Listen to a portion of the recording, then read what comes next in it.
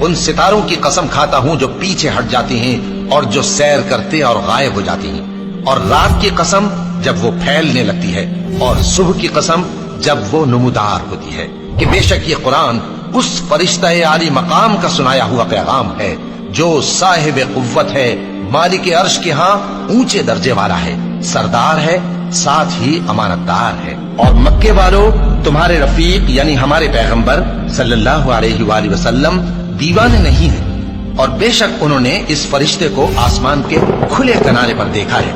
اور وہ غیب کی باتوں کے ظاہر کرنے میں بخیل نہیں، اور یہ کسی شیطان مردود کا کلام نہیں ہے۔